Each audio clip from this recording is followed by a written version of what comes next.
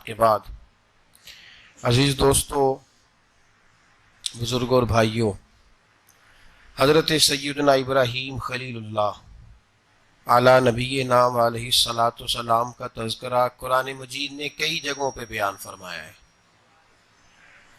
نبی پاک صلی اللہ تعالی علیہ وسلم نے ارشاد فرمایا کہ میں ملت ابراہیم پہ ہوں۔ حضرت ابراہیم علیہ الصلاۃ والسلام کے سیرت کو، سوانے کو، ان کی زندگی کے واقعات کو قرآن مجید نے متعدد مقامات پہ بیان کیا ہے۔ انبیاء کرام علیہ السلام 1,24,000 کم و بیش ہوئے، لیکن دین اسلام میں نبی پاک علیہ السلام کی امت میں جو مقام حضرت ابراہیم کا ہے وہ بس انہی کا ہے۔ ان کی زندگی ایک بڑی خوبصورت، بڑی منفرد اور مسلمانوں کے لیے بڑی اسوہ نور دینے والی زندگی ہے۔ نبی پاک صلی اللہ علیہ وسلم نے فرمایا میں اپنے باپ حضرت ابراہیم کی دعا بن کے دنیا میں آیا ہوں۔ اور پھر محبوب پاک سید عالم صلی اللہ تعالی علیہ وسلم نے اپنی امت میں بھی جناب ابراہیم کے طریقے کو جاری رکھا۔ صحابہ نے قربانی کے بارے میں حضور سے پوچھا، ما ہذہ الاضحیہ، یا رسول اللہ صلی اللہ علیہ وسلم یہ قربانی کیا ہے؟ تو فرمایا سنت ابیکم ابراہیم، یہ تمہارے باپ حضرت ابراہیم کا طریقہ ہے، یہ تمہارے باپ حضرت، حالانکہ قربانی نبی پاک صلی اللہ علیہ وسلم کا بھی طریقہ ہے، لیکن فرمایا تمہارے باپ حضرت ابراہیم، حضرت ابراہیم کے ذکر کو باقی رکھا۔ اللہم صلی علی محمد وعلی آل محمد کما صلیت علی ابراہیم وعلی آل ابراہیم، ان کے تذکرے کو باقی رکھا دین کے اندر۔ حضرت ابراہیم بڑی امتیازی شان والے نبی ہیں، بڑی امتیازی شان والے۔ رب کریم کا وہ دوست جس نے کوئی چیز بچا کے نہیں رکھی، ہر شے ہی اپنے رب کی بارگاہ میں پیش کر دی۔ چند چیزوں سے انسان کو بڑا پیار ہوتا ہے، گھر اسے بڑا پیارا ہوتا ہے۔ وہ بڑا خوبصورت ہوٹل، 5 اسٹار ہوٹل میں رہا، وہ اسلام آباد گیا، کسی سفر پہ گیا تو بڑے اعلیٰ قسم کے اس کو کھانے ملے، بڑی چیزیں ملی، لیکن کبھی دائیں کروٹ کبھی بائیں کروٹ۔ تو ساتھ بیڈ پہ دوست تھا تو اس نے کہا صاحب سو جاؤ، تو اس نے کہا یار جو مزہ اپنے گھر میں سونے کا ہے وہ کسی اور جگہ تھوڑی ہے۔ گھر بڑا پیارا ہوتا ہے، انسان کو لگاؤ ہوتا ہے، جس بے تکلفی سے، سکون سے، آرام سے انسان اپنے گھر میں وقت بتاتا ہے، کہیں اور مشکل ہو جاتا ہے۔ دوسرا، انسان کو اولاد بڑی پیاری ہوتی ہے، بڑی عجیب شے، نہ ہو تب بھی بڑا دکھ ہے، اور ہونے کے بعد بھی اس کی بڑی آزمائشیں، یہ بڑی ایک میٹھی چیز ہے۔ اولاد ایک بڑا عجیب سا میوہ ہے، پتہ نہیں یہ کس انجیکشن کا نام ہے کہ چھاتی پر چڑھ جائے تو اللہ سکون عطا فرما دیتا ہے، پتہ نہیں کس ٹھنڈی دولت کا نام رب کریم نے اولاد رکھا ہے، بڑی پیاری ہوتی ہے اولاد۔ پھر تیسری چیز انسان کی اپنی جان ہے، اور یہ اتنی قیمتی شے ہے کہ اللہ کریم نے فرمایا کہ اگر تیری گردن پہ کوئی آدمی پستول رکھ کے، تلوار تیرے گلے پہ رکھ کے کہے نا کہ رب کا انکار کر دے ورنہ مار دوں گا، تو فرمایا وقتی طور پہ میری ذات کا انکار کر پر جان بچا جا۔ اگر تم مرنے کے قریب ہو گیا ہے اور حرام شے کھائے بغیر تو بچ نہیں سکتا، مر جائے گا، تو فرمایا چل تو اس طرح کر، حرام کھا کے جان بچا، پر جان بچانا فرض ہے، ضروری ہے۔ وطن بڑا پیارا، اولاد بڑی پیاری، جان بڑی پیاری، اور حضرت ابراہیم سے رب کریم نے فرمایا چل ابراہیم کوئی چیز دے، تو کہا یا اللہ تینوں ہی تیرے نام پہ قربان کرتا ہوں، تیری ہوئی ساری، ہر شے تیری۔ حضرت ابراہیم نے دین کے لیے، آپ شہر بابل کے قریب پیدا ہوئے تھے، وہاں سے مصر آئے، مصر سے فلسطین آئے، اور فلسطین سے آ کر کے کعبہ آباد فرمایا۔ زندگی سفروں میں گزری، سفر ایک تکلیف والی چیز ہے، پر حضرت ابراہیم نے وطن چھوڑ دیا، گھر چھوڑ دیا۔ جان بڑی عزیز ہوتی ہے اصل میں نا، جب انسان جد و جہد کرتا ہے نا دین کے لیے، تو اس کے رستے میں بڑی چیزیں آتی ہیں۔ کبھی اولاد، کبھی گھر، کبھی باہر، کبھی حکومتیں، کبھی سیاستیں، کبھی چودراہٹیں، اس کے رستے میں بڑا کچھ آتا ہے اور اسے ہر چیز کو فیس کرنا پڑتا ہے. گھر کے اندر بھی جنگ ہوتی ہے اور گھر کے باہر بھی لڑائی ہوتی ہے. یہ آسان ہے ہی نہیں. ہم تو خیر ہتھیار چھوڑ کے پھینکنے والے لوگ ہیں، ہم بھولے بھالے لوگ ہیں. ہم کہتے ہیں میں نے تو کہا تھا مہندی نہ کرو، پر بیٹے نہیں مانے، بھولے جو ہوئے. اسی طرح حالانکہ اگر وہ بیٹا کہے نا کہ ابا جی لاؤ زندگی میں سارا کچھ میرے نام کرو، تو پھر ہم بھولے نہیں ہوتے اور اس وقت ہم تیز ہوتے ہیں، کہتے ہیں یہ کیسے ہو سکتا ہے، ہاتھ کاٹ کے دے دوں. اس وقت نہیں. دین کے معاملے میں بھولے ہوتے ہیں. بیٹا بد مذہب کے پاس جا رہا ہے تو اس وقت ہم بھولے بھالے ہیں، کوئی عرض نہیں. لیکن اگر وہ اپنی پسند کی شادی کرے ہمیں کراس کر کے، پھر ساتھ ہی ہم تیز ہو جاتے ہیں. تو حضرت ابراہیم نے جب دین کے لیے نکلے تو جد و جہد کی، گھر کے اندر بھی گھر کے باہر بھی. آپ کے والد کا نام طارق ہے، وہ توحید پرست تھے، ایماندار تھے، پرہیزگار تھے. آپ کے چچا کا نام آزر ہے، وہ بت پرست تھے، بت بیچا کرتے تھے. حضرت سیدنا ابراہیم علیہ السلام جب میدان عمل میں نکلے تو حضرت ابراہیم علیہ السلام نے اپنے گھر سے جہاد شروع کیا. لڑنا پڑا گھر کے اصولوں سے. چچا نے جو رواج بنائے ہوئے تھے اس رواج سے ٹکرائے.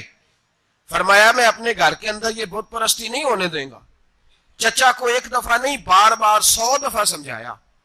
آپ کا چچا بت بنا کے بیچا کرتا تھا. حضرت ابراہیم علیہ السلام تھوڑے بڑے ہوئے تو کہنے لگا کہ چلو میرے ساتھ، تم بھی بت بیچنے ہیں، ہمارا کاروبار ہے. حضرت ابراہیم ساتھ نکلے تو بت پکڑا ہے. گندے پانی کے اندر اس بت کو ڈبوتے ہیں، کہتے ہیں کسی نے خریدنا تو خرید لو، نہ یہ نفع دے سکتا ہے نہ نقصان دے سکتا ہے. جو اپنا آپ نہیں بچا سکتا تمہیں کیا بچائے گا، خریدنا ہے تو خرید لو. چچا کہنے لگا تو کاروبار چمکا رہا ہے کہ تباہ کر رہا ہے. گھر میں بڑے معاملات خراب ہوئے، جھگڑے ہوئے، لیکن حضرت ابراہیم علیہ السلام ایک منٹ کے لیے بھی اپنے گھر کے اندر بھی کمپرومائز کرنے کو تیار ہیں. یہ تھوڑا مشکل میں نے پہلو چھیڑ دیا ہے، یہ تھوڑا مشکل پہلو چھیڑ دیا ہے. بڑا سمجھدار آدمی ہے پر بیوی سے پردہ نہیں کرا سکتا. سیانا ہے، پنچایت کا بندہ ہے، جو اسے آپ کہیں گے وہ بات یہ سنائے گا، لیکن کہتا ہے نہیں جی میں نے کوشش کر لی ہے. کس قسم کی کوشش ہے صاحب، کیسے ہو گیا؟ حضرت ابراہیم علیہ السلام نے گھر کے اندر سے فرمایا نہیں کرنے دوں گا. گھر کے اندر بھی ٹکرائے. فرمایا تم جو بھی ہو پاش پاش کیا چچا کے اصولوں کو. اور باہر جب نکلے تو صرف علاقے کے چیئرمین سے نہیں ٹکرائے، ایم پی ایم این اے وزیر مشیر سے نہیں ٹکرائے. سپر پاور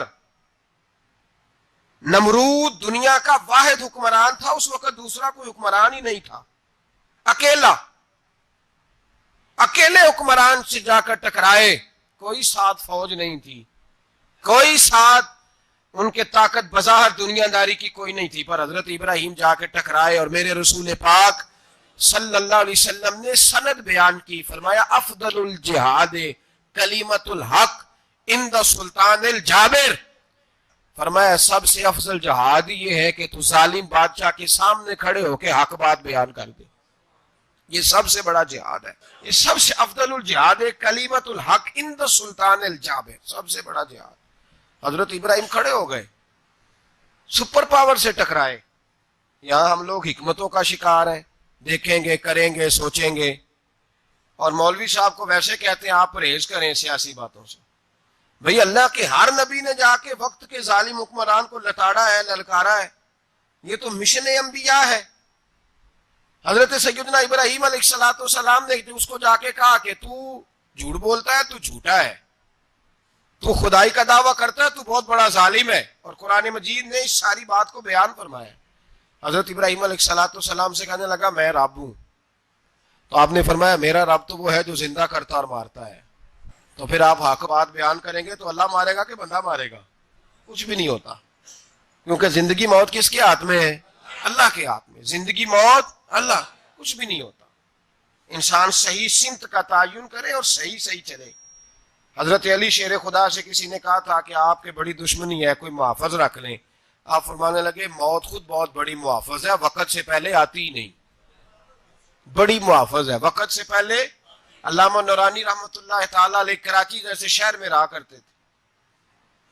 جہاں گام گام پہ خطرہ تھا، لوگوں نے کہا حضرت اتنے بڑے لیڈر ہو، آپ کی جماعت کی 62 سیٹیں ہوئی قومی اسمبلی میں، ایک ایسا وقت بھی آیا تو کوئی ایک آدمی بندوق والا، آپ فرمانے لگے مجھے ضرورت ہی نہیں، اس لیے کہ جس خدا رسول کے لیے میں نکلا ہوں وہ خود ہی حفاظت کرنے والے ہیں، ضرورت نہیں ان چیزوں۔ تو بھائی حضرت ابراہیم ٹکرائے، اور آپ کا انداز کیا ہے؟ جا کے کہا کہ تو نہیں، خدا وہ ہے جو زندہ کرتا، اور اس نے ایک بیوقوفوں جیسی دلیل دی۔ ایک آدمی کو کل پھانسی دینی تھی تو اس کو بلایا، کہنے لگا تجھے کب پھانسی ہے؟ اس نے کہا کل۔ کہنے لگا جا تجھے آزاد کیا، زندگی دی، اس کو چھٹی دے دی۔ ایک عام آدمی بیچارہ بیٹھا تھا، اس کو پکڑ کے نا کہنے لگا اس کی گردن اڑا دو۔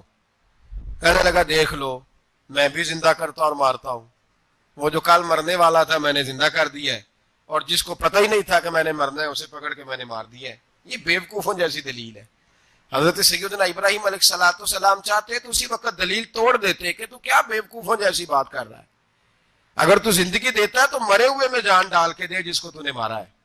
لیکن حضرت ابراہیم نے دیکھا کہ بیوقوف ہے، بیوقوفوں سے بحث نہیں ہوتی، دلیل بدل لی جاتی ہے، ان کی عقل کے مطابق بات کی جاتی ہے۔ حضرت ابراہیم فرمانے لگے میرا رب وہ ہے جو سورج مشرق سے نکالتا ہے اور مغرب میں غروب کرتا ہے، تو اگر رب ہے تو تو مغرب سے نکال کے مشرق میں غروب کر۔ فبہت الذی کفر، کافر لاجواب ہو گیا، اس کے پاس اس چیز کا کوئی جواب نہیں تھا۔ علامہ اسماعیل حقی نے خوبصورت فقرہ لکھا ہے، خوبصورت، جان ڈال دی ایک جملہ کہہ کے۔ حضرت سیدنا علامہ اسماعیل حقی رحمۃ اللہ علیہ فرمانے لگے چونکہ نمرود بیوقوفوں جیسی باتیں کر رہا تھا، اگر وہ یہ کہہ دیتا نا کہ میں سورج کو نکالتا ہوں مشرق سے، میں غروب کرتا ہوں معاذ اللہ مغرب میں، میں نکالتا ہوں، تو آپ اپنے رب سے کہیے کہ وہ مغرب سے نکال کے مشرق میں غروب کرے۔ علامہ اسماعیل حقی فرماتے ہیں رب کریم کی آواز قدرت تھی، مالک حضرت ابراہیم علیہ السلام کے اس، اگر وہ کہہ دیتا اور حضرت ابراہیم دعا کر دیتے تو رب کریم نے فرشتوں کو تیار بٹھایا ہوا تھا، فرمایا اگر یہ کہہ دے میرے خلیل سے کہ سورج مغرب سے نکال کے مشرق میں غروب کرنا ہے تو تیار رہنا، جس طرح خلیل کہیں گے ویسے ہی کر دیں گے۔ واتخذ اللہ ابراہیم خلیلا، ابراہیم ہمارا دوست جو ہوا، جیسے کہے گا ویسے کر دیں گے۔ حضرت سیدنا ابراہیم علیہ السلام کی باتوں کا جب جواب نہ دے سکا، دلیل نہیں بندہ دیتا، پھر لڑائی کرتا ہے، پھر جھوٹے موٹے اعتراض کرتا ہے۔ دلیل ختم ہوتی ہے تو لوگ ذاتیات پہ اترتے ہیں، کہتے ہیں یہ کھانستا صحیح نہیں، دیکھتا صحیح نہیں، دلیل ختم، اب ذاتیات پہ اترے، کہنے لگے مجھے پتہ چلا ہے کہ یہ فلانی جگہ گیا تھا تو وہاں جا کے اس نے اس طرح کیا ہے۔ پھر لوگ ذاتیات پہ اترتے ہیں، جب دلیل کا جواب دلیل سے نہیں دے پاتے پھر ذاتیات پر اتر کر حملے کرتے ہیں۔ حضرت ابراہیم کے دلائل کا جواب نمرود نہ دے سکا تو کہنے لگا کہ اس کو آگ میں ڈال دو۔ قوم گئی ہوئی تھی ساری، آپ نے بات سنی ہوئی ہے، میں نے صرف اشارہ دینا ہے، میلے پہ تو حضرت سیدنا ابراہیم علیہ السلام نے سارے بت توڑ دیے، کلاڑا بڑے بت کی گردن پہ رکھا، واپس آئے، کہنے لگے بت کس نے توڑے ہیں؟ تو فرمایا اس سے پوچھ لو جس کی گردن پہ کلاڑا ہے۔ کہنے لگے یہ تو بول ہی نہیں سکتا، تو فرمانے لگے بڑے بیوقوف ہو جو بولتا ہی نہیں، سنتا ہی نہیں، اپنا آپ نہیں بچا سکتا، اس کی پوجا کرتے ہو؟ کہنے لگے پکڑو، دلیلیں ختم ہو گئی، اس کو آگ میں ڈالو۔ بہت بڑی حویلی 45 فٹ مربع پہ مشتمل ایک حویلی بنائی گئی اور 45 فٹ اونچی۔ مختلف روایات، علامہ اسماعیل حقی کہتے ہیں کہ 3 مہینے تک نمرود نے کہا کہ اس کے اندر لکڑیاں ڈالو۔ لوگ پوچھنے لگے کتنی دنیا جلانی ہے؟ کہنے لگا بندہ تو ایک جلانا ہے، پر بندہ بڑا تگڑا ہے، ایک بندہ۔ 3 مہینے لکڑیاں ڈالی گئیں، اور لوگوں کی جو تہمات ہوتی ہیں نا وہ بڑی عجیب ہوتی ہیں۔ تہمات میں نے بڑی تفصیل سے رمضان المبارک میں گفتگو کی تھی، بدشگونی، تہمات لوگ لیتے ہیں، اس وقت بھی لوگ تہمات کا شکار ہو گئے، عقیدہ بگڑ جاتا ہے تو وہ عجیب و غریب باتیں کرنے لگتا ہے، تہمات کا شکار ہو گئے۔ بیویاں نظر مانتی، میں بیمار ہوں، اگر صحیح ہو گئی تو اتنے میں لکڑی دوں گی حضرت ابراہیم کی آگ جلانے کے لیے۔ ایک عورت لے کے جا رہی ہے لکڑیاں، تو ایک نیک دل آدمی نے اسے پوچھا کہاں جا رہی ہو؟ کہنے لگی میں نے منت مانی تھی تو حضرت ابراہیم علیہ الصلوۃ والسلام کو معاذ اللہ جلانے کے لیے لکڑیاں لے کے جا رہی ہوں، تو وہ رب کریم کے بندے کہنے لگے تو ڈھونڈتی رہے گی، تجھے وہ جگہ ملے گی نہیں۔ وہ بی بی کئی مہینے گھومتی رہی، جگہ ہی نہیں ملی جہاں لکڑیاں ڈالنی، ماری گئی۔ تو ہمات کا شکار ہوئے بہت سارے لوگ، تو ہمات کا بھائی، تو ہمات دین کے اندر منع ہے۔ تو ہمات دین میں کوئی نظر ماننا، کوئی کسی بزرگ کے مزار پہ جا کے سالے ثواب کے لیے کوئی چیز ماننا، یہ تو درست ہوا، لیکن غیر شرعی نظریں مان لینا کہ میں آ کے گرد چکر لگاؤں گا، میں جناب وہاں جا کے یہ والا تماشا کروں گا، میں دھاگا باندھوں گا، میں رسا کاٹوں گا، میں وہاں گندے ہو سے پانی پیوں گا، ان کی شریعت اجازت، یہ تو ہم بات ہیں، بدشگونی ہے، دین میں ان کی کوئی گنجائش۔ آپ نظر ماننے سے پہلے بھی کسی عالم سے رابطہ کریں کہ میں منت مانگنے لگا ہوں تو کیسے ماننی چاہیے، اس کا طریقہ پوچھیں۔ ایسے ہی غلط چیز کی منت تھوڑی مان لی جائے گی۔ بہرحال آمدام برسرے مطلب حضرت ابراہیم کے لیے آگ جلائی گئی، 45 فٹ اونچی آگ ہے، پرندہ بھی اوپر سے گزرتا ہے تو نیچے گر جاتا ہے جل کے، اتنے دن لگا کے آگ جلائی گئی۔ اب حضرت ابراہیم کو جلایا جانے لگا ہے۔ یہاں تو موجیں ہے نا، جو کسی ادارے کا سربراہ ہے اس کے لیے موج ہے، کسی جگہ آفیسر بن گیا تو موج ہے، پیر صاحب کے لیے موج ہے، علامہ صاحب کے لیے موج ہے، خطیب صاحب کے لیے موج ہے۔ جلنا کس کو پڑتا ہے؟ وہ علی کوئی نہیں، رہا اللہ ماشاء اللہ، وہ لوگ گزر گئے جو تکلیفیں سہ کے کام کرتے تھے، گزر گیا زمانہ۔ حضرت سیدنا ابراہیم علیہ السلام کو جلایا جانے لگا ہے، تو اب اتنی بڑی آگ ہے تو ڈالیں کیسے؟ شیطان نے تجویز دی کہ منجنیق بناؤ، منجنیق، بڑے بڑے بانس باندھ کے ان کے نیچے رسا باندھو، وہ جس طرح جھولنے کے لیے جھولا بنایا جاتا ہے، اس طرح ایک منجنیق پرانے زمانے میں اس میں پتھر رکھ کے پھینکے جاتے تھے دشمنوں پہ، وہ منجنیق بنائی گئی کہ دور سے حضرت ابراہیم کو پھینکیں گے۔ ہاتھ حضرت ابراہیم کے باندھ دیے، پاؤں مبارک باندھ دیے، پوری زمین پہ ایک نام لینے والا خدا کا، اور اس کو آج رسیوں میں جکڑا ہوا ہے۔ جب پھینکا جانے لگا نا آگ میں، حوریں رونے لگیں، فرشتے تڑپنے لگے، اے اللہ یہ کیا ہونے لگا ہے، ایک تیرا خلیل اور وہ بھی آگ میں۔ فرمایا جاؤ جا کے اس سے کہو اگر تمہاری مدد لیتا ہے تو اسے بچاؤ۔ ہوا کا فرشتہ آیا، کہا ابراہیم اگر تو کہے۔ او بھائی، ان چیزوں کو کہانی سمجھ کے نہ سنا کریں، یہ داستان نہیں، یہ وہ طریقے ہیں جو ہمارے رسول نے ہمیں اپنانے کا حکم ارشاد فرمایا ہے۔ جو عقیدے، یہ وہ نظریات ہیں جو ہمیں اوڑھنے کو کہا گیا، اپنے رب کریم کی رضا پہ راضی رہنے کے یہ وہ خوبصورت مواقع ہیں صوفیاء نے جن کو بنا کر سمجھا کر ہم تک پہنچایا ہے۔ یہ ہے اہل طریقت کی باتیں، وہ کہتے ہیں یار جس حال میں رکھے راضی رہنا ہے۔ حضرت ابراہیم علیہ السلام کو پھینکا جا رہا ہے، فرشتہ آیا، اے اللہ کے خلیل اگر حکم دو تو اتنی ہوا چلاؤں کہ نمرودی جل جائیں سارے، آگ ان پہ پھینک دی جائے۔ آپ نے فرمایا تو جا، تجھ سے مجھے کوئی کام نہیں۔ تھوڑی دیر کے بعد پانی کا فرشتہ آیا، کہا حضور اتنی بارش برساؤں گا کہ آگ بجھ جائے گی۔ فرمایا تو جا، تجھ سے کوئی کام نہیں۔ اب جب منجنیق میں رکھ دیے گئے، آگ میں جانے کا لمحہ ہے، تیاری ہے، حضرت جبریل امین حاضر خدمت ہوئے، کہا ابراہیم کوئی حاجت؟ فرمایا تجھ سے کوئی نہیں۔ کہا چلو مجھ سے نہیں تو رب کریم سے ہی بات کر لو، مجھے پتا ہے میں چھوٹا ہوں، آپ مجھ سے مدد کیوں لوگے، رب کریم سے ہی بات کر لیں۔ تو حضرت ابراہیم کہنے لگے جبریل یہ بتا، رب کو نہیں پتا اس کا خلیل کس حال میں ہے؟ اسے نہیں پتا میں کس حال میں ہوں، میرے ہاتھ بندھے ہیں، پیر بندھے ہیں آگ میں، اسے نہیں پتا؟ بتایا تو اسے جاتا ہے جسے خبر نہ ہو، تو اگر اسے پتا ہے تو اگر وہ جلانے پہ راضی ہے تو میں بھی جلنے کو تیار ہوں، میں تیار ہوں، میں تیار ہوں۔ اسے کہو ٹھیک ہے۔ حضرت سیدنا ابراہیم علیہ السلام کو منجنیق میں ڈال کے جو پھینکا آگ میں، یا نارکونی بردم و سلام علی ابراہیم، اللہ نے فرمایا اے آگ میرے ابراہیم پہ ٹھنڈی بھی ہو جا اور سلامتی والی بھی ہو جا۔ حضرت ابراہیم کو دو فرشتوں نے بٹھا دیا زمین پہ، پھول کھلے ہیں، کونپلیں مہک رہی ہیں، کلیاں خوشبو دے رہی ہیں۔ حضرت ابراہیم نے سر سجدے میں رکھ دیا، سبحان اللہ والحمد للہ ولا الہ الا اللہ واللہ اکبر۔ حضرت ابراہیم اللہ کی تسبیح پڑھنے لگے، رب کریم کا شکر بجا لانے لگے۔ نکلے وہاں سے، کچھ دن گزر گئے، نکلے، حکم ہو گیا ابراہیم علاقہ چھوڑ دو۔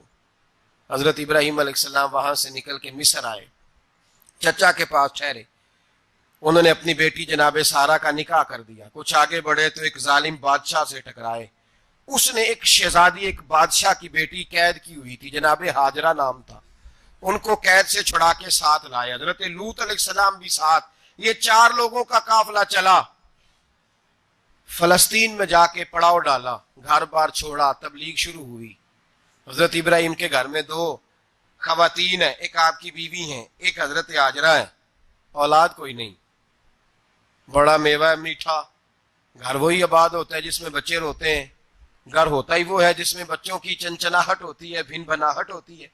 حضرت ابراہیم نے ایک بچہ روتے ہوئے دیکھا تو آنکھوں میں آنسو آئے. کہنے لگے ربی حب لی من الصالحین, یا اللہ مجھے بھی نیک اولاد عطا کر دے. حضرت سارہ نے سن لیا. کہنے لگی ابراہیم شاید میرے بطن سے تو آپ کو نصیب نہیں, ہاجرہ سے نکاح کر لو. جناب ہاجرہ سے نکاح ہوا. اللہ تو بڑا بے نیاز ہے. رب کریم نے حضرت اسماعیل جیسا خوبصورت بیٹا عطا فرمایا. بیٹا کالا سیاہ بھی ہو تو سینے کی ٹھنڈک ہوتا ہے, پر یہ تو وہ بیٹا ہے جس کی پیشانی میں نور محمدی چمکتا ہے صلی اللہ علیہ وسلم. حضرت سیدنا اسماعیل علیہ اتنے خوبصورت. اب جس بیوی کے یہاں بیٹا تھا, بیٹھنا اٹھنا بھی زیادہ اس کے پاس, آنا جانا بھی اس کے پاس, توجہ ادھر ہو گئی. جناب سارہ رشک کرنے لگی. ایک دن کہنے لگی اسے چھوڑ آ جنگل میں, وادی غیر ذی زرع, مکے کے پاس. بھائی ایک بیٹا عالم دین بنا لو. کہنے لگا روٹی کہاں سے کھائے گا؟ تیرے 5 بیٹے ہیں, کو حافظ قرآن بنا, کہتے روٹی کہاں سے کھائے گا؟ وہ بچہ بھی کہتا ہے میں کہاں سے کھاؤں گا. حضرت ابراہیم علیہ السلام تو چند مہینے کا بچہ چھوڑ آئے, تو کہاں سے روٹی کھائی حضرت اسماعیل نے؟ کہاں سے کھائی ان کی اماں نے روٹی؟ بھوکے مر جاتے ہیں یہ سارے. میں بڑی ذمہ داری سے کہا کرتا ہوں کہ جتنی خوبصورت روٹی اللہ کریم دین کے خادموں کو عطا کرتا ہے شاید کسی اور کے نصیب ہوتی ہو, لیکن ہم لوگ توجہ ہی نہیں کر رہے. ہمارا ذوق ہی نہیں بن رہا. ہم یہ محنت ہی نہیں کر رہے کہ قوم کو مستند علماء کی ضرورت ہے. علاقوں کے علاقے خالی ہیں, ادھر ہمارا مزاج ہی نہیں بن رہا, توجہ ہی نہیں دین کی خاطر. اور پھر چلے بچے تو بعد کی بات ہے نا, جو ابھی خود جوان ہے وہ بھی یہ دعا. ایک صاحب مجھے کہنے لگے میں دعا مانگ رہا ہوں اللہ مجھے بیٹا دے تو میں اسے دین پہ لگاؤں گا. تو میں نے کہا آپ بھی بوڑھے نہیں ہوئے, آپ خود ہی لگ جائیں. بیٹا تو ابھی آئے گا تو لگے گا نا. تو آپ تو اس وقت ہیں تو آپ تو پہلے لگے نا صاحب. 2 گھنٹے تو نکال کے آئے, دین سیکھنے کو کافی ہے. آپ اتنی لمبی سوچ رہے ہیں کہ بچہ آئے گا تو بڑا ہوگا تو وہ جائے گا تو دیکھی جائے گی. ابھی تو آپ ہیں تو آپ تو آؤ. حضرت ابراہیم نے بچہ وہاں چھوڑا. یہاں سے جو عمرہ کرنے لوگ جاتے ہیں نا, جو حج کرنے جاتے ہیں, ان کو پتا ہے کہ وہاں دنیا کی ہر نعمت ملتی ہے, پھر بھی ڈبل ٹرپل پیسے لوگ جیبوں میں ڈال کے جاتے ہیں. حضرت ابراہیم جب وہاں لے کے گئے تو کوئی انسان نہیں تھا, پانی کا قطرہ نہیں تھا, 2 کلو کھجوریں, ایک مشکیزہ. بیوی کو تھمایا. ہمارے گھر میں ہزاروں چیزیں پڑی ہیں, لیکن وہ جو توکل ہے نا وہ ختم ہو گیا ہے. اللہ دے گا, حلال حلال پہ قناعت کرے, جائز جائز پہ بھروسہ کرے, رب کریم عطا کرنے والا ہے. وہ مزاج ختم ہو گیا. حضرت سیدنا ابراہیم علیہ السلام 2 کلو کھجوریں, ایک مشکیزہ پانی کا دے کر کے, اور وہاں بٹھایا آپ نے اپنے بچے کو اور اپنی زوجہ جناب ہاجرہ کو, اور بٹھا کر کے واپس پلٹنے لگے تو حضرت ہاجرہ سلام اللہ علیہ نے آواز دی, کہا ابراہیم کس کے سہارے پہ چھوڑ کے جا رہے ہو؟ جہاں آب زمزم کا کنواں ہے نا, جو لوگ گئے ہیں انہوں نے صفا مروہ کی صحیح کی ہے, صفا مروہ سے باہر نکلے نا, سرکار کی ولادت کا مقام ہے, اس جگہ پہ آب زمزم کا کنواں تھا. وہاں حضرت سیدنا ہاجرہ کو بٹھایا. کوئی چیز نہیں, کوئی درخت نہیں, کوئی کھیت نہیں, کوئی پانی نہیں, کوئی کنواں نہیں. وہاں بٹھایا اور بٹھا کر کے نکلنے لگے تو جناب ہاجرہ فرمانے لگی ابراہیم کس کے سہارے پہ چھوڑ کے جا رہے ہو؟ کہنے لگے اللہ کے سہارے پہ. تو پاک باز بی بی نے ایک لفظ پوچھا, کہا ابراہیم یہ میرے رب کا حکم ہے؟ یہ میرے, بس جن کا عقیدہ توحید مضبوط ہو ان کے لیے ایک جملہ کافی ہوتا ہے, یہ میرے اللہ کا حکم ہے. تو جناب ابراہیم علیہ السلام فرمانے لگے ہاجرہ ہاں رب کا حکم ہے. جب یہ لفظ کہے تو چاہیے تھا نا حضرت ابراہیم تسلی دیتے, تو بی بی صاحبہ تسلی دینے لگی, عرض کرنے لگی ابراہیم اگر اللہ کا حکم ہے تو پھر آپ ہماری فکر نہ کرنا. اگر یہ رب کا حکم ہے تو پھر ہماری فکر نہ کرنا. جس رب نے ہمیں یہاں تک پہنچایا ہے وہ ہمیں کبھی بھی ضائع نہیں فرمائے گا. پھر فکر نہ کرنا. حضرت ابراہیم آ گئے, بات آپ نے سنی ہوئی ہے, اشارہ کرنا مقصود ہے. 13 سال میں چلے مان بھی لیا جائے بعض روایات کی روشنی میں کہ آتے جاتے بھی رہے, لیکن مکمل دیکھ بھال اپنے بچے کی پرورش میں پورا حضرت ابراہیم علیہ السلام کا کردار, سارا کردار ماں کا تھا. میں جب خواتین کے بارے میں کوئی بات کرتا ہوں تو میں آپ کو اکثر کہتا ہوں کہ یہ صرف بیوی کے لیے حکم نہیں ہوتا, یہ ٹریننگ بیٹی کو دینی ہے اور بہن کو دینی ہے. یہ تربیت کرے اپنے گھر میں. میں تجربے کی روشنی میں یہ بات عرض کیا کرتا ہوں کہ بھائی بچے باپ کے فرما بردار اس وقت ہوتے ہیں جب اماں انہیں باپ کا فرما بردار کرتی ہے, اور بچے باپ کے نافرمان بھی تب ہوتے ہیں جب اماں انہیں باپ کا. میں نے اپنے کانوں سے سنا ایک دفعہ ایک بچہ اپنے باپ سے کہہ رہا ہے آپ نے تو ساری زندگی باہر گزار دی, پیسے کمانا کون سا مشکل کام ہے, دکھ سکھ تو سارے اماں نے برداشت کیے, سکولوں میں وہ جاتی تھی, فلانا کام وہ کرتی تھی, فلانا کام. اب یہ سوچ اس کی ذاتی تو نہیں, یہ اس کو دی گئی ہے. اور اگر اس کو یہ سوچ دے دی جائے کہ اماں کہے کہ میں تو اپنوں میں رہی ساری زندگی, میں نے تو اپنوں میں وقت گزارا, اور تیرا باپ تو کئی دفعہ جنازے بھی نہیں پڑھ سکا, نے تو ماں باپ ایسے دفن کر دیے, وہ اگر یہ سوچ فراہم کرے تو پھر بچہ باپ کا فرما بردار ہوتا ہے. اور یہ والی روایتیں ہم بیوی کو سناتے ہیں, حالانکہ کس کو سنانی چاہیے بولیے؟ بہن اور بیٹی کو. بہن اور بیٹی کو سنائیں یہ باتیں, ان کو سمجھائیں تاکہ آگے جا کے وہ جو گھر ترتیب دیں وہ گھر بڑا عمدہ اور نکھرا ہوا ہو. حضرت سیدنا ابراہیم 13 سال کے بعد آئے, چونکہ گھر میں اللہ تبارک و تعالیٰ کی دوستی کا چرچا تھا, اللہ تبارک و تعالیٰ کی محبوبیت کا غلبہ تھا. 13 سال کے بعد فلما بالغ معہ سعیا, بیٹا جب اتنا بڑا ہوا کہ ساتھ چلنے لگا, تو حضرت ابراہیم نے اپنے بیٹے کو بلا کے کہا بیٹا مجھے خواب آئی ہے, میں تجھے ذبح کر رہا ہوں, تیری کیا رضا ہے؟ تو حضرت اسماعیل کہنے لگے یا ابت افعل ما تؤمر, ابا جی اللہ جیسے حکم دیتا ہے میرے ساتھ ویسے ہی کریں, جیسے اللہ حکم دیتا ہے ویسے ہی بولیے ویسے ہی کریں. حضرت حاجرہ کو کہا کہ ایک دوست نے دعوت کی ہے تو وہاں جا رہے ہیں, بی بی مطمئن ہے, تفصیلات کی ضرورت نہیں, ختم بات, اعتبار ہے, مطمئن ہو گئی. شیطان پیچھے سے آیا اماں کے پاس, ذرا تھوڑی دیر کے لیے تصور جمائیے, یہاں تو پڑوسن آ کے کوئی بات بتا دیتی ہے خاوند کے بارے میں تو کئی مہینے جھگڑا جاری رہتا ہے, پڑوسن محلے دار. شیطان نے آ کے بتایا لفظ کیا ہے, کہا حاجرہ تمہیں پتا ہے کہاں جا رہے ہیں؟ کہا دوست کی دعوت میں. تو کہنے لگے دوست کون ہے؟ رب کریم. اور ابراہیم کا خیال ہے کہ اس رب نے مجھے حکم دیا ہے کہ میں ذبح کروں. تو حضرت حاجرہ کہنے لگی کبھی باپ بھی بیٹے ذبح کرتے ہیں؟ شیطان کہنے لگا ان کا خیال ہے کہ ان کے رب نے حکم دیا ہے. تو جناب حاجرہ فرمانے لگی اگر رب نے حکم دیا تو پھر تو مجھے شیطان لگتا ہے, تو مجھے شیطان لگتا ہے. کہا کیا مطلب؟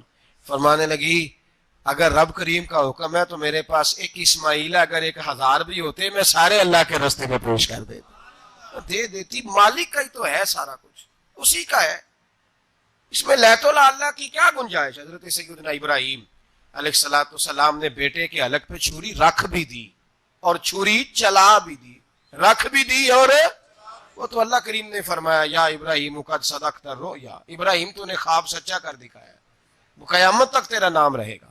حضرت ابراہیم نے وطن بھی دیا, جان بھی دی, بیٹا بھی, اللہ کریم نے دمبے دیے, فرمایا یہ فدیہ ہے. اب یہ قربانی قیامت تک حضرت ابراہیم کے طریقے کے مطابق جاری ہے. حضرت ابراہیم بہت بڑے مہمان نواز تھے, بہت بڑے.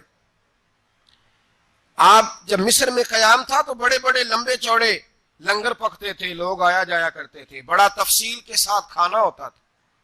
مہمان نوازی آپ کی خاص صفت مبارکہ ہے. ہمارے ہاں بھی مہمان نوازی ہوتی ہے امیروں کی, بلکہ اب تو مہمان نوازی اس طرح کی ہے کہ کل تیری میرے پاس دعوت ہے اور پرسوں میری تیرے پاس ہے. وہی امیروں میں وہ چکر رہتا ہے, پارٹیاں دوست ایک دوسرے کو ڈالتے ہیں, تیری طرف پارٹی تیری طرف. اور اسی انداز میں اب یہ عید آئے گی نا, ٹکا پارٹیاں ہوں گی جگہ جگہ, اور لوگ سوال پوچھنے لگے ابھی سے, کہتے ہیں قربانی کا کتنا گوشت گھر رکھنا جائز ہے, قربانی کا کتنا گوشت گھر رکھنا جائز ہے؟ سارا ہی جی.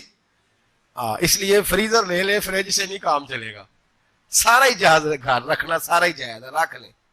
او خدا کے بندے، قربانی وہ بندہ دیتا ہے جو سارا سال ہی گوشت کھاتا ہے، صحیح کہہ رہا ہوں؟ قربانی صاحب نصاب صاحب استطاعت بندہ دیتا ہے نا، تو وہ سارا سال ہی گوشت ہے، تو سارا گھر میں رکھنا بھی جائز ہے، لیکن سارا دے دینا بھی۔ تو جو آ رہی ہے اس پہ کیوں توجہ کرتے ہو، جو دوسرا جائز ہے اس پہ کیوں نہیں عمل کرتے؟ سارا تقسیم کر دیں، بات ختم ہوئی۔ یقین کریں، محرم میں جا کے دوست ٹیلی فون کر کے سوال پوچھتے ہیں، کہتے ہیں صاحب سنا ہے قربانی کا گوشت محرم میں کھانا جائز نہیں۔ میں کہ نہیں، ربیع الاول بھی جائز ہے، رجب رمضان تک کھاؤ، کوئی بندہ نہیں منع کرتا، اس لیے کہ کسی کو دینا تو پسند ہی نہیں، یا پھر اس میں سے جو خاص خاص چیزیں ہیں وہ اپنی فریج میں، اور باقی جو ہے وہ دوسروں کے لیے۔ یہ کیا طریقہ ہے ہمارا؟ اور اسی پہ عمل ہے۔ اللہ تبارک و تعالی ہمیں سمجھنے کی توفیق عطا فرمائے۔ حضرت ابراہیم بہت بڑے مہمان نواز تھے، صرف قربانی نہیں دیتے تھے، سارا سال بہت سارا لنگر، بہت سارا کھانا پینا، بہت ساری چیزیں جاری رہتی تھی۔ اور جتنے غریب لوگ تھے فلسطین کے، ان کو پتا تھا کہ حضرت ابراہیم علیہ السلام کا لنگر جاری ہے۔ فلسطین میں جب آپ کا قیام تھا، ایک دفعہ ڈھیروں مہمان آ گئے اور کھانے کو کوئی چیز نہیں۔ حضرت سارہ اور جناب ہاجرہ دونوں اس وقت موجود تھیں۔ وہ کہنے لگی ابراہیم بہت سارے مہمان آ گئے تو کیا کریں؟ جناب سارہ کہنے لگی کس طرح کر کے ان کی مہمان نوازی کرنی؟ اور حالات یہ ہیں کہ قحط پڑا ہوا ہے فلسطین میں، مصر میں، دور دراز علاقوں میں۔ تو حضرت ابراہیم کہنے لگے یہ اللہ کے مہمان ہیں اور ہمیں رب کریم کا بندہ سمجھ کے آ گئے، اللہ ہی بندوبست کرے گا۔ فرمانے لگے میرا مصر میں ایک دوست ہے، وہ قحط کے دنوں میں غلہ جمع کر لیتا ہے، میں اس کی طرف پیغام بھیجتا ہوں، مجھے امید ہے وہاں سے غلہ ملے گا۔ 2 3 5 اونٹ والے غلام بلائے اور ان کو کہا کہ جاؤ غلہ لے آؤ مصر کے دوست سے۔ وہ لوگ کہتے ہیں ہم غلہ لینے گئے، وہاں جب پہنچے تو حضرت ابراہیم خلیل اللہ علیہ السلام کا پیغام دیا تو آپ کا وہ دوست کہنے لگا غلہ تو بے شمار تھا، مجھے خبر نہیں تھی کہ حضرت ابراہیم کا پیغام آئے گا، تو میں تو سارا تقسیم کر چکا ہوں، لوگ لے گئے، اب تو کوئی شے نہیں۔ اب وہ خالی آ گئے 5 کے 5 اونٹ۔ جب خالی آئے تو حضرت ابراہیم کی حویلی کی دیواریں چھوٹی چھوٹی تھیں، ان غلاموں میں سے، خادموں میں سے، آپ کے ان چاہنے والوں میں سے ایک کہنے لگا یار وہ غریب تو انتظار کر رہے ہوں گے کہ غلہ لینے گئے ہیں، ہمیں روٹی ملے گی۔ چھوٹی چھوٹی دیواریں ہیں، وہ جب دیکھیں گے نا خالی آ گئے تو انہیں تکلیف ہوگی، اس طرح کرو بوریوں میں ریت بھر لیتے ہیں، ریت بھر کے لے جاتے ہیں، بعد میں اندر رکھ کے انہیں سمجھا بہلا لیں گے یا حضرت ابراہیم کو بتائیں گے، وہ خود ہی ان لوگوں کی دلجوئی فرمائیں گے۔ اب غلہ کی جگہ ریت بھر کے اونٹوں پہ رکھ کے لائی گئی، لا کے بوریاں جب رکھ دی گئیں، حضرت ابراہیم علیہ السلام دوپہر کے وقت آرام فرما رہے تھے، بی بی سارہ اٹھی، کہتی ہیں جب میں نے دیکھا نا کہ بوریاں پہنچ گئی ہیں تو گئی، غلام کو ساتھ لیا اور اس کو جب کھولا نا تو کہتی اتنی حسین گندم میں نے پہلے کبھی دیکھی نہیں تھی، اتنا پیارا دانا میں نے کبھی ملاحظہ ہی نہیں کیا تھا۔ فرماتی ہیں جب اس کو پیس کر چکی میں روٹیاں پکائیں تو خوشبو دور دور تک پھیل گئی، اعلیٰ غذا بنی، بڑے بڑے کھانے بیویوں نے مل کے پکائے، چن دیے گئے۔ حضرت ابراہیم اٹھے تو لوگ کھانا کھا رہے، سجدہ شکر ادا کیا، اور جب سجدے میں گئے تو وہی آنے لگی، پھر رونے لگے۔ جب پلٹ کر باہر تشریف لائے تو جناب سارہ کہنے لگی ابراہیم تمہارا مصری یار بڑا اچھا ہے، اس نے اتنی اعلیٰ گندم بھیجی ہے کہ اتنی تو میں نے پیاری گندم کبھی دیکھی نہیں۔ جناب ابراہیم مسکرائے، فرمانے لگی سارہ یہ مصری یار نے نہیں بھیجی، یہ میرے عرشی یار نے بھیجی ہے، یہ میرے عرشی یار نے بھیجی ہے۔ بھائی مہمان نوازی مزاج تھا، ہاتھ لٹا دینا مزاج تھا، دوسروں کی اشک شوئی مزاج تھا۔ حضرت ابراہیم علیہ السلام کا طریقہ ہے قربانی، حضور نے ان کا طریقہ بیان کیا۔ اگر سال کے بعد قربانی دینا ان کا طریقہ ہے تو سارا سال غریبوں کو روٹی دینا بھی حضرت ابراہیم کا طریقہ ہے، سارا سال غریب کی نوکری کرنا یہ بھی حضرت ابراہیم کا طریقہ ہے، بھوکے کو کھانا کھلانا یہ بھی۔ میرے مصطفیٰ کریم سید عالم صلی اللہ علیہ وسلم سے صحابہ نے پوچھا حضور بہترین مسلمان کون ہے؟ بہترین مسلمان، تو حضور نے فرمایا جو سلام لینے میں پہل کرے اور غریب کو روٹی کھلانے میں سب سے اچھا ہو، وہ بہترین مسلمان ہے، زبردست مسلمان۔ ہمارے ہاں دعوتیں ہوتی ہیں تو امیروں کی، افطاریاں ہیں تو امیروں کی، اور میرے مصطفیٰ کریم علیہ السلام نے فرمایا بدترین دعوت ہے جس میں امیر بلائے جائے غریب نہ بلائے جائے، وہ بدترین دعوت۔ حضرت ابراہیم کا طریقہ رہا ساری زندگی مہمان نوازی. اور دوسرا ان کا مزاج تھا, اللہ سے پیار ہو گیا تھا نا. جب رب کریم سے محبت ہوتی ہے نا اور محبت کا احساس ہوتا ہے دل میں, پھر سجدے لمبے ہوتے ہیں. عام آدمی تو نماز بھی نہیں پڑھ سکتا, جسے خدا سے محبت ہوتی ہے وہ تہجد بھی نہیں چھوڑ سکتا. وہ یہ محبت کی بات ہے نا, جس کو پیار ہوتا ہے اس کی تہجد بھی ہے, اس کی اشراق بھی ہے, چاشت بھی ہے, اس کے عمرے بھی ہیں, اس کے حج بھی ہیں, اس کے بار بار کعبۃ اللہ کے دیدار بھی ہیں. یہ محبت الہی ہے, جوش مارتی ہے. ان لوگ سجدہ کرتے ہیں تو اٹھتے ہی نہیں. اللہ کے بندوں سے پیار کرتے ہیں اللہ کی. حضرت ابراہیم کو رب کریم سے اتنی محبت تھی, اتنا پیار تھا کہ وہ آپ کی زندگی کے ہر پہلو سے چھلکتا تھا. ایک وقت ایسا آیا کہ اللہ تعالیٰ نے حضرت ابراہیم کو بہت زیادہ مال عطا فرمایا. اتنے اونٹ گنے نہیں جاتے, گائیں اتنی زیادہ کہ شمار نہیں ہوتی, بکرے بکریاں اتنی زیادہ کہ شمار, بہت زیادہ مال اللہ نے عطا فرمایا. اور ابھی کچھ عرصہ پہلے آپ پیچھے جائیں نا تو جو لفظ مال تھا وہ روپے پہ تو بولا ہی نہیں جاتا تھا, وہ جانوروں پہ بولا جاتا تھا.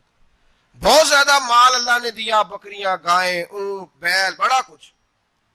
تو رب کریم نے فرشتوں سے فرمایا کہ واتخذ اللہ ابراہیم خلیلا, ابراہیم میرا دوست ہے. تو فرشتے کہنے لگے یا اللہ جسے اتنا کچھ دیا جائے اس نے دوست تو بننا ہی ہوتا ہے, تو نوازا ہی پڑا ہے, اتنا مال, اتنے کھیت کھلیان, اتنا کچھ. اللہ کریم نے فرمایا جاؤ آزمائش کر لو, امتحان لے لو. فرشتہ امتحان لینے پہنچ گیا. حضرت ابراہیم کے جانور چر رہے ہیں چراگاہ میں, حضرت ابراہیم بھی ہیں, غلام بھی ہیں, بہت بڑا ریوڑ ہے, آپ تشریف فرمائیں. ایک فرشتہ آیا تو کھیت میں چھپ کے بیٹھ گیا اور بلند آواز سے کہنے لگا سبحان اللہ والحمد للہ ولا الہ الا اللہ واللہ. یہ تسبیح بڑی پسند ہے, محبوب نے ان کی فضیلت بیان کی. اب وہ حضرت سیدنا ابراہیم علیہ السلام کھڑے تھے تو وہ کھیت میں بیٹھ کے تسبیح پڑھنے لگا سبحان اللہ والحمد للہ ولا الہ الا اللہ. حضرت ابراہیم کہنے لگے یہ میرے رب کا نام کون لے رہا ہے, بڑی اس کی میٹھی آواز ہے, بڑی, کون ہے؟ ڈھونڈنے لگے, گھومتے گھومتے اس کے پاس چلے گئے. فرشتہ انسانی شکل میں, تو میرے رب کا ذکر کر رہا تھا؟ اس نے کہا میں ہی کر رہا تھا. فرمانے لگے یار ایک دفعہ پھر نہیں کرتا؟ تو کہنے لگا ابراہیم پہلے تو میں اپنی مرضی سے کر رہا تھا, تو کہتا ہے تو پیسے لگیں گے, پیسے ہیں تو کر دیتا ہوں. حضرت ابراہیم کہنے لگے بول تو کیا لے گا, میرے اللہ کا ذکر سنانے کا کیا لے گا؟ کہنے لگا جتنی بکریاں آپ چرا رہے ہیں ساری دے دے تو میں اللہ کا ذکر سنا دیتا ہوں. آپ نے فرمایا بس جا تیری ساری ہوئی, میرے رب کا ذکر سنا. اور پھر شروع ہو گیا سبحان اللہ الحمد للہ ولا الہ الا اللہ واللہ اکبر. حضرت ابراہیم علیہ السلام کیف میں, یار پھر ذرا سنا, نا علما وچ پھسا سانو, تو یار دی گل سنا سانو, ذرا دوبارہ سنا. میں پھر سنایا, ایک دفعہ پھر کہا. فرشتہ کہنے لگا بس جی آپ کے پیسے پورے ہو گئے. حضرت ابراہیم کہنے لگے چل ایک دفعہ اور سنا. کہنے لگا پیسے لگیں گے, تو کیا لے گا؟ کہنے لگا گائیں بھینسیں ساری میری. فرمایا بس یار اتنی قیمت, تو سنا صحیح, سارا کچھ ہی تیرا. پھر شروع ہو گیا سبحان اللہ والحمد للہ ولا الہ الا اللہ واللہ اکبر. گائیں دے دیں, بھینسیں دے دیں, وہ ذکر سناتا ہے. حضرت ابراہیم کبھی مچلتے ہیں, کبھی روتے ہیں, کبھی آہیں بھرتے ہیں, تو میرے رب کا نام لے رہا ہے, ذرا پھر سے لے. کیف جاری ہے. کہنے لگا بس بھائی. حضرت ابراہیم فرمانے لگے تو اور لے لے جو لینا ہے, مجھے ذکر سنا. اس نے کہا ابراہیم بکریاں میں لے چکا, گائے بھینسیں میں لے چکا, اونٹ رہ گئے, سارے لے لوں گا پھر ذکر سناؤں گا. فرمایا جا تیرا ہوا تو ذکر سناتا رہ, میں دیتا ہوں. دے دیا, کچھ دیر ذکر کیا تو اب خاموش ہو گیا. حضرت ابراہیم خلیل اللہ علیہ السلام فرمانے لگے ذکر سنا. کہنے لگا ابراہیم اب تیرے پاس دینے کو کیا ہے, ہر چیز تو میں لے چکا. آپ فرمانے لگے یہ گائے بھینسیں بکریاں چرانے کے لیے تجھے کوئی نوکر ملازم بھی تو چاہیے نا, تو اس طرح کر مجھے رکھ لے, میں روٹی نہیں مانگوں گا, کھانا نہیں مانگوں گا, تو اللہ کا ذکر سناتا رہنا, میں تیرے جانوروں کی نوکری کرتا رہوں گا. حضرت ابراہیم علیہ السلام نے جب یہ کہا نا, فرشتے کی آنکھوں میں آنسو آ گئے. تر دامنی پہ شیخ ہماری نہ جائیے, ہم دامن نچوڑ دیں تو فرشتے وضو کریں. فرشتہ رو پڑا اور کہنے لگا ابراہیم مجھے سینے سے لگاؤ, آپ واقعی اس قابل ہے کہ اللہ آپ کو اپنا دوست بنائے, واقعی اس قابل ہے کہ رب آپ کو اپنا. حضرت ابراہیم علیہ السلام کا خدا سے محبت کرنے کا نرالا انداز. اور میرے بھائی یہی محبت انہیں میرے مصطفیٰ سے بھی تھی. ایک نبی گھر بنا رہا ہے، دوسرا بنوا رہا ہے. حضرت اسماعیل علیہ السلام پتھر اٹھا اٹھا کے لا رہے ہیں، جناب ابراہیم بنا رہے ہیں. جب خانہ کعبہ بن گیا تو کہنے لگے ربنا وابعث فیہم رسولا، اے اللہ اب اسے بسانے کے لیے اپنا آخری رسول بھی عطا فرما. نبی پاک فرماتے ہیں میں دعا ہوں حضرت ابراہیم کی. یہ قربانی حضرت ابراہیم کا طریقہ ہے. حضور نے اگرچہ نبی پاک کی اپنی سنت تھی، یہ بھی کہہ سکتے تھے سنتی و سنت ابیکم ابراہیم، میری سنت ہے اور تمہارے باپ ابراہیم کی سنت ہے. یہ نہیں فرمایا. جب صحابہ نے کہا قربانی کیا ہے، فرمایا سنت ابیکم ابراہیم، یہ تمہارے باپ ابراہیم کی سنت ہے. ہر صاحب نصاب پر قربانی واجب ہے. جو زکوٰۃ کا نصاب رکھتا ہو اس پر قربانی واجب ہے، یعنی ضروریات سے زیادہ اتنے پیسے، جتنے پیسوں سے زکوٰۃ فرض ہوتی ہے اتنے پیسے جس آدمی کے پاس قربانی سے پہلے پہلے آ جائیں اس آدمی پر قربانی کرنا واجب ہے. بکرا، چترا، دمبا 1 سال کا یا دمبا 6 مہینے کا ہو پر اتنا بڑا محسوس ہوتا ہو کہ لگے 1 سال کا ہے، اس کی قربانی ہو سکتی ہے. جانور میں کوئی عیب نہیں ہونا چاہیے، اتنا کمزور نہ ہو کہ ذبح جہاں اسے کرنا ہے وہاں وہ چل کے جا نہ سکے، اتنا کمزور جانور نہ ہو. اس کے اندر بظاہر کوئی اتنا بڑا نقص نہ پایا جاتا ہو، کانا نہ ہو، لنگڑا نہ ہو، کوئی اس کی ہاتھ نہ کٹے ہوئے ہوں، ایسا نقص جو واضح ہو. بکرا 1 سال کا، گائے اور بھینس یہ 2 سال کی، اونٹ 5 سال کا. اب اس میں یہ ہے کہ ہمارے بہت سارے دوست کہ ہم دیہاتی لوگ ہیں تو پوچھتے ہیں کہ دوندا نہیں ہے تو چوگا نہیں ہے، تو یہ ہماری پنجابی کی اصطلاحات ہیں. پنجابی کی شریعت اسلامیہ نے سال بتائے ہیں، یہ تو ہم نے اپنی آسانی کے لیے یا دیہاتوں میں جو ماحول تھا اس طرح کا جانور لیں، خوبصورت جانور لیں. جو نصاب ہے وہ بھی میں نے آپ کو بتایا، لیکن ایک اور پہلو بھی ہے. نبی پاک صلی اللہ علیہ وسلم پہ زکوٰۃ کا بھی فرض نہیں ہوئی، کبھی حضور پہ زکوٰۃ فرض نہیں ہوئی. نبی پاک صلی اللہ علیہ وسلم کے پاس اتنا سرمایہ کبھی اکٹھا ہوا ہی نہیں کہ زکوٰۃ فرض ہو. لیکن نبی پاک کے صحابہ فرماتے ہیں کہ مدینے کے 10 سالوں میں اللہ کے رسول نے ہر سال قربانی فرمائی ہے، ہر سال قربانی دی. اور جس سال حضور حج کرنے گئے اس سال اللہ کے نبی نے 63 اونٹ ذبح فرمائے. اور حضور صلی اللہ علیہ وسلم جب اونٹ ذبح کرنے لگتے نا تو صحابہ کہتے ہیں اونٹ خود دوڑ کے حضور کے سامنے آ کے لیٹ جاتا اور نبی پاک اسے ذبح کرتے اور فرماتے ہیں ایک دوسرے کو دھکے دیتے اونٹ کے، پہلے میں نے جانا ہے ذبح ہونے کے لیے، پہلے میں نے. انہیں پتا تھا کہ جو مصطفیٰ کے ہاتھوں ذبح ہوگا وہ تو دائمی زندگی پا جائے گا، یہاں بھی وہاں بھی زندہ. 63 اونٹ ذبح کیے. ایک اونٹ میں کتنی قربانیاں ہوتی ہیں؟ 7. اب 63 کو 7 سے ضرب دو گے تو کتنی بنے گی؟ اور پھر نبی پاک صلی اللہ علیہ وسلم نے 10 سال مدینہ منورہ میں قربانی دی، ہر سال. اب وہ 63 اونٹ، ایک اونٹ میں 7 قربانیاں، ہر سال یہاں قربانی. اور مولا علی شیر خدا فرماتے ہیں نبی پاک 2 قربانیاں دیتے. میں نے کہا حضور 2 جانور ذبح کر رہے ہیں آپ، تو حضور نے فرمایا ایک میری طرف سے، ایک میری امت کی طرف سے، غریبوں کی طرف سے. اور حضرت علی کو حضور نے وصیت فرمائی تو 2 دیا کرے گا. یا رسول اللہ صلی اللہ علیہ وسلم میں غلام ہوں، خادم ہوں. حضور نے فرمایا علی ایک تو نے اپنی دینی ہے، ایک میری طرف سے دینی ہے. 2 قربانیاں. مولا علی نے بھی ساری زندگی 2 قربانیاں دی. حضرت علی بھی مال کے نصاب نہیں تھے، اپنا مکان ہی نہیں تھا، کوئی کاروبار نہیں تھا، کئی دن فاقے رہتے تھے، پر قربانیاں کتنی دیتے تھے؟ 2. ہمارے پاس ویسے اگر سسرال میں، میکے میں، کزنوں میں کچھ شادی ہو جائے تو 50-60 ہزار کا خرچہ برابر ہے، وہ پکا ہے. اور قربانی کی باری غریب ہو گئے، سارے غریب ہو گئے، کہتے نہیں یہاں مشکل ہے. او خدا کے بندے، اللہ کے ساتھ تجارت کر، اس کے رستے میں 1 دے گا، رب تجھے 70 گنا اضافہ کے ساتھ عطا فرمائے گا. قربانی مال کے نصاب پہ ہے.